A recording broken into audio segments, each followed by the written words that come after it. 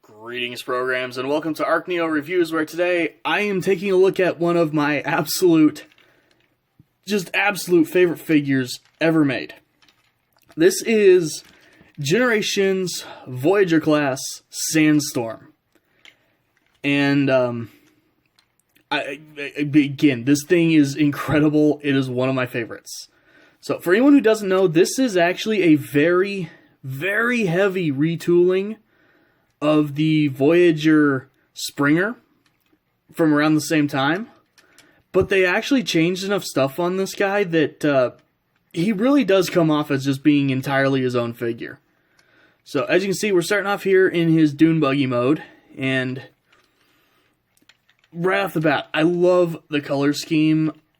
It's actually a pretty coherent mode, especially for being a triple changer. This looks really, really good, and it holds its own really well. It actually holds together a bit better than Springer, in my experience. Though that could just be my figures, I don't know.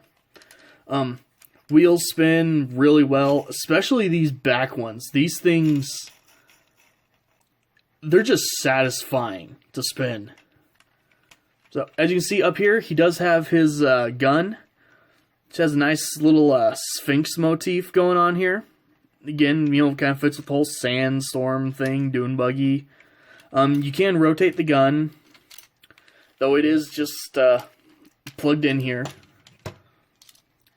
It is a friction missile, because, spring missiles are too dangerous for little Timmy, but just go ahead, squeeze back. It does actually fire pretty well for just being a friction missile, so I give it points. It's not as cool as Springer's double launcher, but it's still pretty neat. And you can fold up the handle, which will reveal a little sort of landing gear wheel. We'll get back to that in a later mode, but for now, get rid of it. Get back to the dune buggy.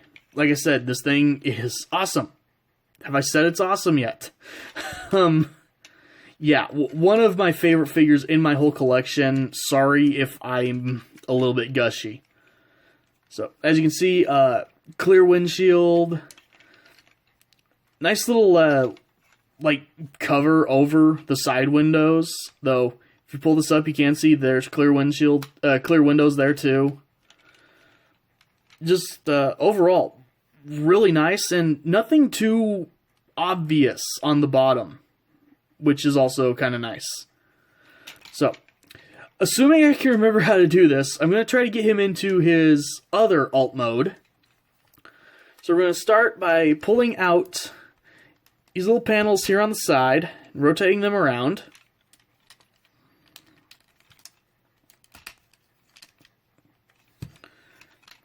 Going to pull up the back wheels and rotate them around. Going to pull out these back sections here, which do clip in pretty tight, and you can bring this up and get out of the way if you need to. You're going to want to bring these both back.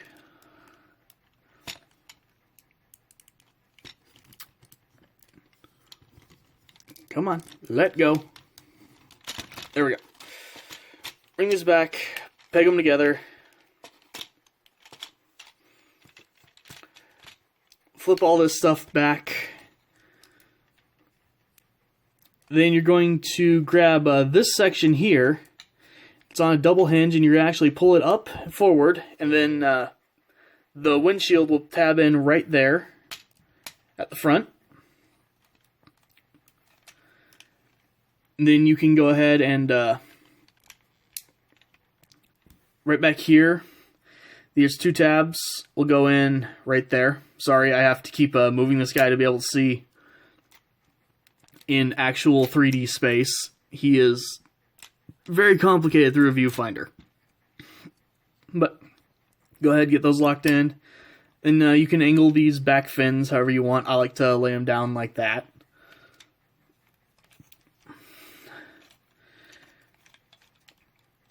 And gonna come over here on the side. Going to fold these windows down, get them out of the way. Rotate these around to bring out the little side fins. And then this whole section will shift down and tab in right under there. So, same thing on the other side, doing my best to try to keep this in shot. That window will usually fold down on its own for you, but fold this down, peg it in, get it under, move this double hinge back, and then tab in right there. And once you kind of clean it up a little bit, there you have the VTOL mode. And this mode is pretty great. Oh, I did forget, it does have a little landing gear you can flip out in the front here, as well as these two orange pieces. So, it does have landing gear that I always forget about. But if we go back to the gun, it had this little wheel that flipped out. What you can do is fold this landing gear back up, and then the best I know how to explain it, the ears of this little Sphinx here will actually peg in right there. And then the gun actually becomes the front landing gear. It does make it sit at a bit of an angle, but that's where you got your weapon storage. And weapon storage is always handy. And of course, if you want, you can always just flip the little, flip the peg back out, tab it in, right there, or even back here. So, you've got options where you put it, but overall, really, really nice mode. Sadly, these don't spin at all, but you can still spin the wheel if you want. At least get the outside rotation going. But, overall, really, really cool mode. And a substantial departure from Springer's, helicopter mode. So, now I'm going to do my best to see if I can remember how to get this guy into his robot mode. So, to actually transform this guy into his robot mode, first thing we're going to do is actually unpeg, the entire upper section of the vehicle. Then this peg will go right there. Just kind of flip all this up and around. Technically, you are supposed to actually leave this fin, standing up and tab it in right here for the robot mode, though I'm going to veto that. Just fold it down along the back like that. Trust me. Then you're going to want to flip out his landing gear right there, pull up the head, and actually put it inside the hollow of the front of the vehicle mode. Then pull that down and over the head, which reveals some of the best baby blue light piping ever. But moving on from that, go ahead and bring these back up like you were going into dune buggy mode, and they will tab in right there on the sides of the chest. Then you'll want to unpeg the shoulders right there. Open these little window sections back up and pull out his hand and close it back up. Same thing on the other side. Open it up, flip out the hand, close it up. Technically speaking, I've seen, people angle these out for knee spikes, so put those wherever you want. I've not seen anything official, in concrete how you're supposed to do that. Then go ahead and split the legs, which can be pretty tight, actually. Then come down here, fold this piece forward and that piece back to make the foot. And then same thing on this side. And I apologize, this guy is quite tall and quite hard to keep in shot. But there we have Sandstorm in his robot mode. And this guy looks awesome. This is probably one of the greatest Transformers I have ever seen. Already the Springer version of this mold is fantastic. So many people love that one. I would argue this is better.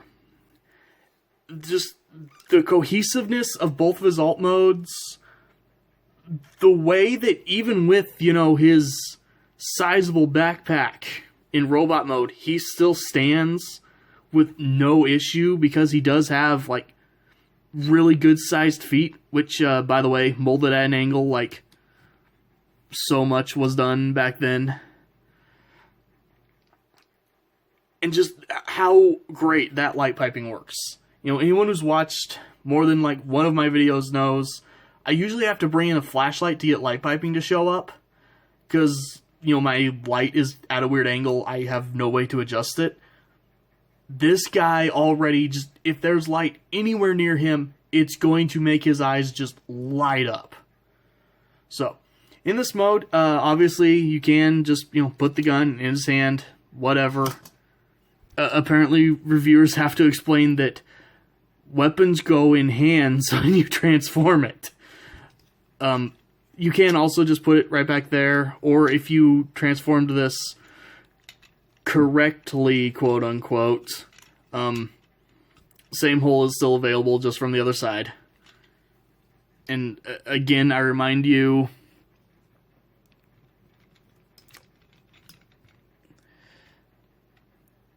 this is what they wanted you to do officially. This is why I say no. But you can leave these pegged together if you want, though they will kind of get in the way of the legs, so I suggest leaving them like that. But either way, yeah, fantastic, fantastic robot mode. As for posability, shoulders have in and out quite a bit, though it is really easy to tab this back on right there, and then start moving, you know, this piece around. So that's a little annoying. I kind of wish these could have snapped in a little bit tighter so that wasn't an issue, but it's whatever. He would have a full rotation if the wings weren't in the way. And you can, you know, angle these back more or forward more if you want. You do have options when it comes to that. 90-degree ratcheted elbows, which are pretty neat, actually. He does have a bicep swivel, as well as he's got a little bit of wrist in and out there, and a wrist rotation, so quite a bit of posability going on. He does have a waist swivel. Legs can go out, not quite the full splits, but close. Forward, all the way, depending on where you've got his knee spikes. Back, basically all the way. He does have a thigh swivel right there. Ratcheted 90 degrees at the knee. And nothing, so to speak, at the feet. You can, like, untransform them, but really they're supposed to be locked and stay in that position. So you do lose that. But overall, again, this figure is so cool. It's hard to pose because of the angle I'm at, unfortunately. So I'm making him look bad. But this thing is great. This is a figure, if you collect Transformers in any capacity, you should go track this guy down. So, thank you guys for watching, and I'll see you next time.